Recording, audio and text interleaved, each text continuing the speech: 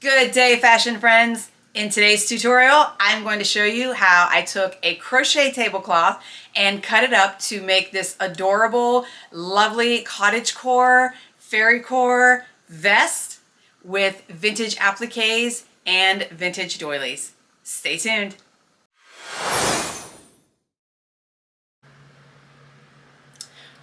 Okay, full disclosure first, I do not have footage of making the actual vest from the crochet tablecloth because I had all the footage, showed how I made the tablecloth or made the vest from the tablecloth, which is, fairly simple. You cut a front, you cut a back, the sides, the whole thing, right? And then I added these trimmings from a doily. And in following the picture that I was inspired by, they had a embroidered applique with pink roses, red roses, and green leaves. Well, I did not have that, and I always try to use what I have on hand. So I had a shirt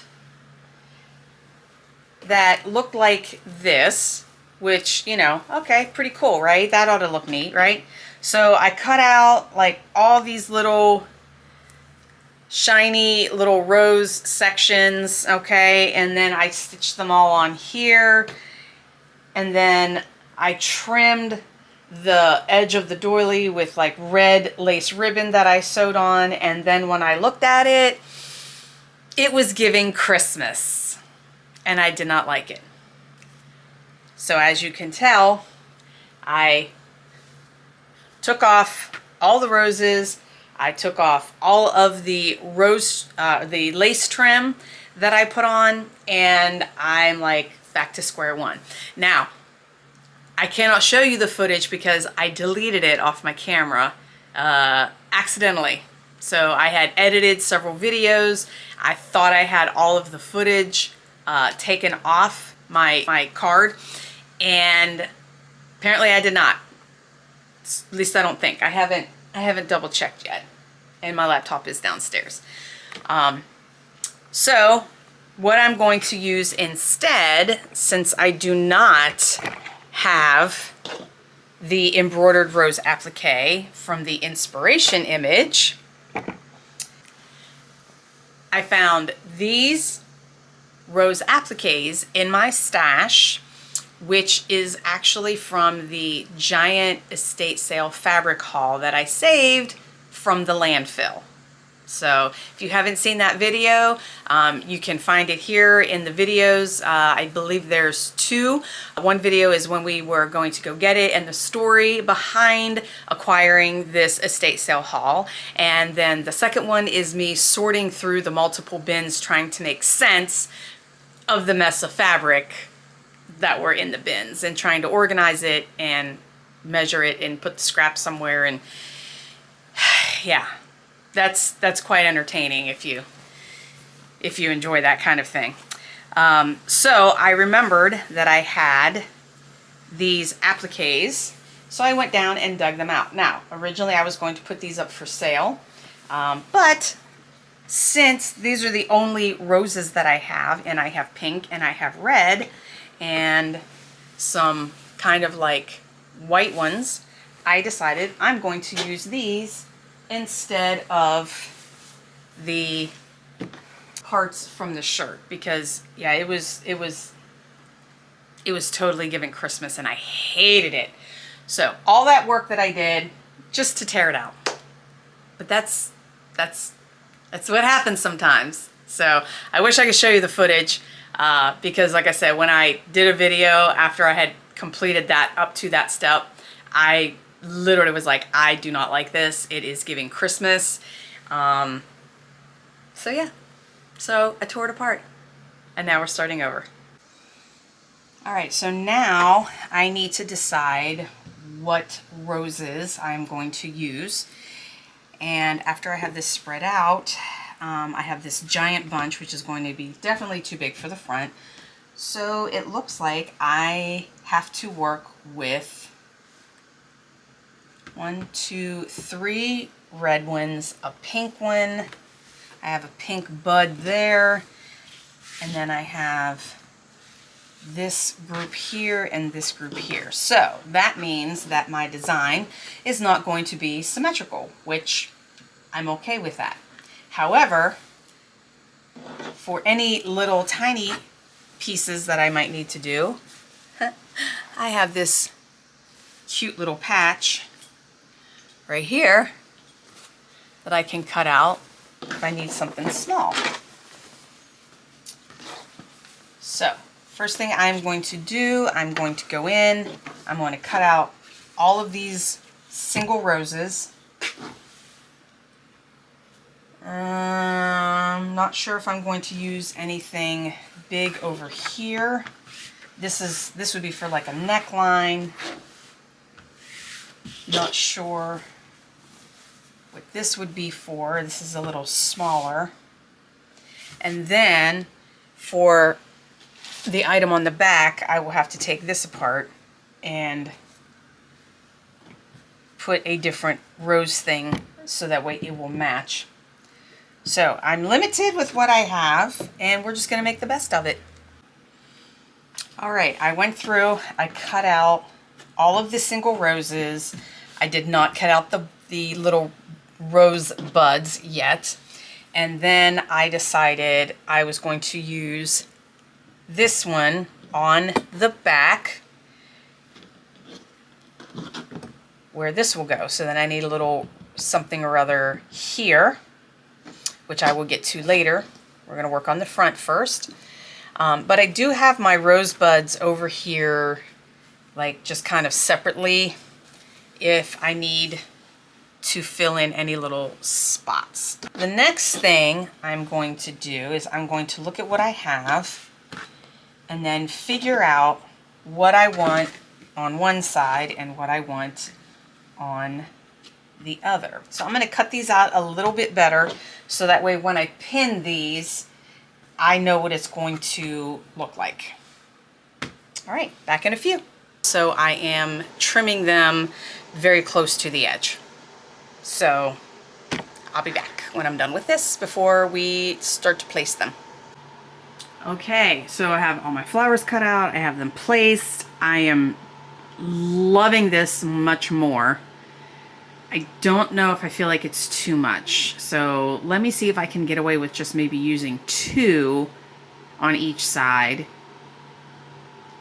And then we'll see. Yes, I definitely like that much, much better. Okay, now I am going to stitch these on. And I believe what I'm going to do, I want to use some interfacing on the back, and I have iron-on interfacing. I think I'm going to cut like just a big haphazard piece,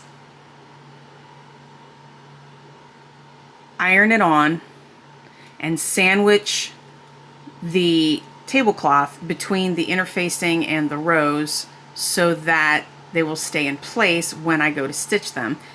And it will give a little more structure because this is a very open weave on this tablecloth. So now I need to figure out how to do that. Okay, so I decided I am definitely going to sandwich some interfacing behind this and hope that this interfacing will stick to the applique. I don't know. I've never done this before. So the way I'm going to do this, what I'm trying to avoid is having this tablecloth material shift and stretch because it likes to move. So I'm just going to cut a circle that is as big as the rose, and I'm actually going to use a bracelet to make the circle that I need. So I'm going to put this on the interfacing. I'm going to trace around the outside of the bracelet to make my circle, and then I will find other things to use for the other pieces. So that's what I'm going to do next. This is the, like I said, this is the iron-on interfacing, just to be safe. So doesn't have to be a perfect circle because it's going to be on the back. So I am just drawing a circle around my bracelet.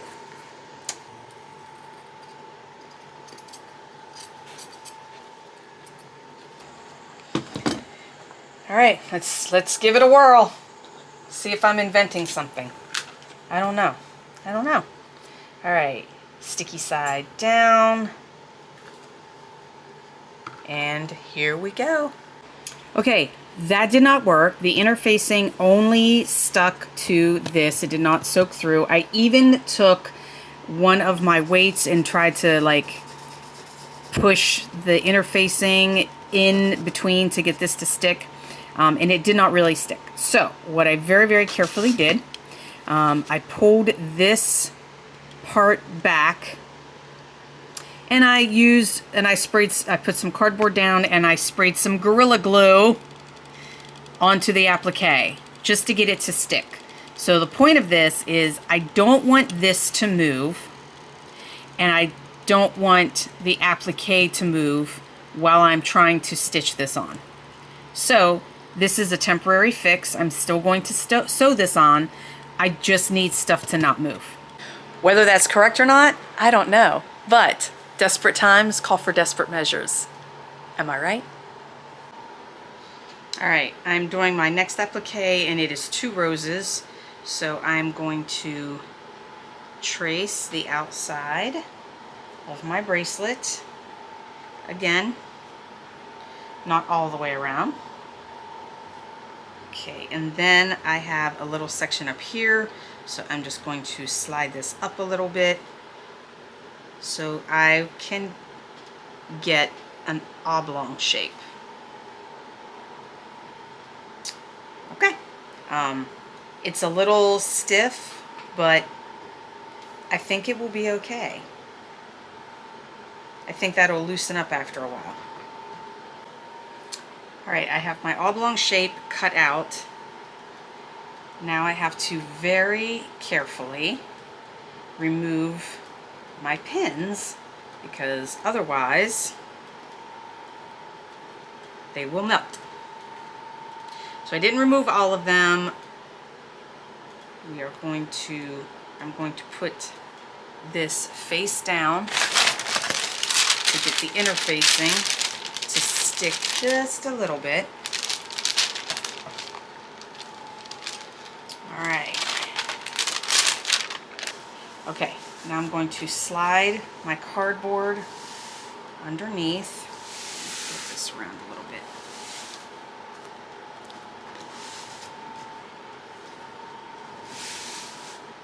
So now I have my interfacing stuck. So I'm going to very carefully lift up and hold into place my interfacing.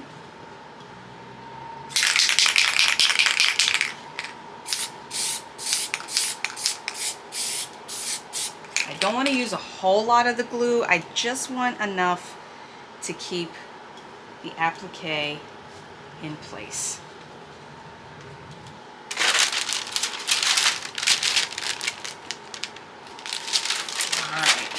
And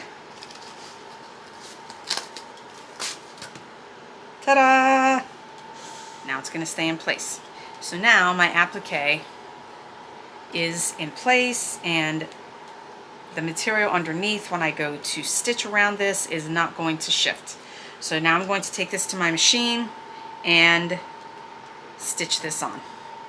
Now I also want to point out, along the edge here where these leaves are sticking out, I am not going around that, of course, because there's nothing for it to hold on to. So when I get to those parts, I am simply, there's a thread behind that. So I'm simply going to stitch down this thread to hold that on the edge, and then when I'm done, I will trim the leaf part that's hanging over. I will trim that off. All right, I have the first side stitched on and attached, and I am very much liking this way better than the previous. So now I'm going to trim off these little leaf parts that are sticking over, and then this side will be finished.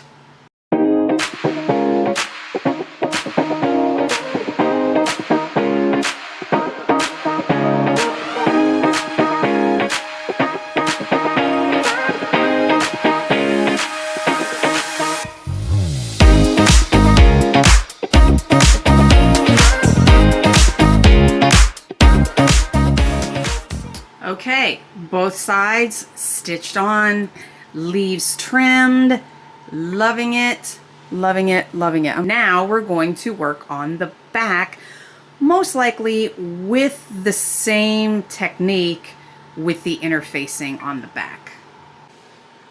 So the first thing that I need to do is I need to take off this red rose applique thing because it just does not go with what we're doing here. Well, that one fits.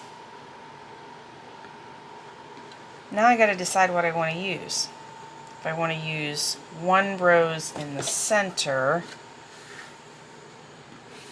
like this, or if I want to use like a bud and a bud. I will probably go with the one in the center. I think that's what I'm going to do because that's too long. Alright, so I'm going to use that, take this off, trim and iron my back piece that will then go over the doily like that. Alright, I'll be right back. Alright, I have my red rose taken off and I have decided I want to dye this pink. I want to add a little more color. So I think if this were pink and then I have the other piece across the top, I think this would look very nice against this whole white tablecloth right there. So I'm going to give this a quick dye bath. A few moments later. Okay, I am back and I now have a pink doily.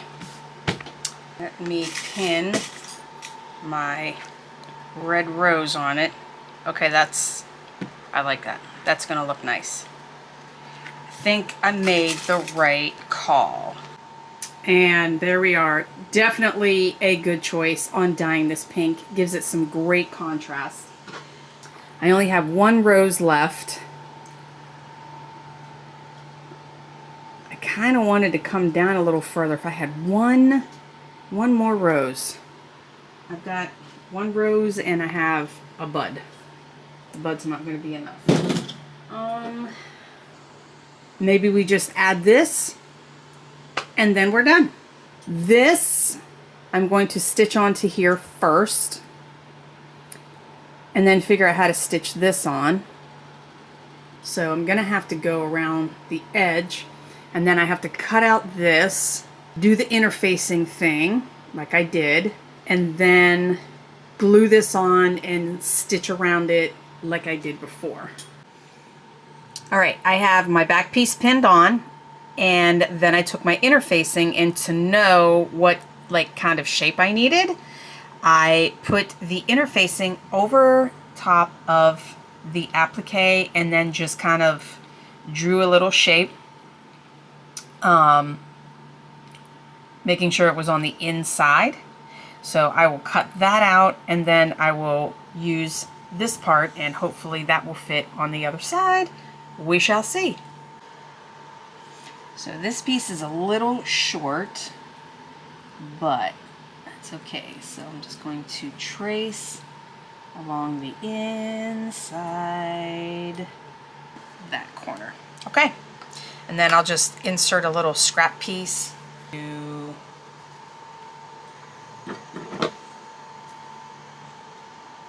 that piece. Now I am going to iron on my interfacing on the back side, again to give some structure to my piece. Oh, did I just do that wrong? I sure did. When I trace this, I should have had the sticky side up because it will be on the back, and I had sticky side down. Survey says, So, yay for mistakes. All right, so let's flip this over and see if this is still gonna work. You gotta be kidding me. You're killing me, Smalls. Never mind. I'm just gonna do it again. All right, back to the drawing board. Now that the back piece is on, and just a note, when I did this, I did half at a time. Peeled it off and then did the other side, same way. Now I will stitch all the way around this, and then we will move on to the doily.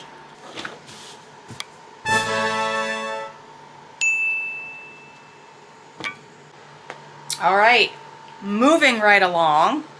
The only tedious thing about this project is cutting out the applique and then sewing on the applique, because you have to keep turning and a couple stitches and turn and couple stitches and turn.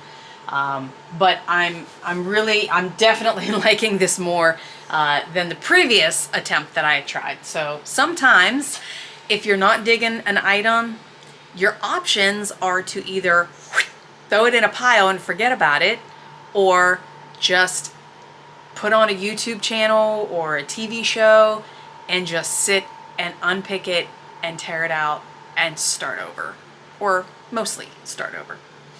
Now I'm going to place the pink doily. I'm going to take this off the mannequin, lay it flat, and then put the doily on, following this arch from the roses. All right, pinned in place, and now we stitch. I am going to call this complete because I struggled enough with stitching around the appliques. That was an issue. I just hand stitched on a couple little pieces of ribbon, and then so when you, if you want to tie it, then the two front pieces will overlap a little bit. And then for the back, this is what the back looks like completed. And yes, I could add some lace to the armhole. I could add some more like flowers and little patches and things, like I said, in these little dense areas. But I'm just going to keep it simple, not overdo it, and we will see if this item finds her new mama. One final thought, had I planned this piece a little bit better, I would have dyed this edge of the doily that I cut off. I would have dyed this pink because it just tends to blend in. In hindsight, I should have dyed this pink as well, but I did not want to take it off because it was zigzag stitched on with iron-on binding on the back. So that would have been a mess to take apart. But thank you for watching. I appreciate each and every one of you that are following me on this upcycle journey. Be sure to like, comment, and subscribe. And as always, love, peace, and thrift, and we'll catch you on the flip side.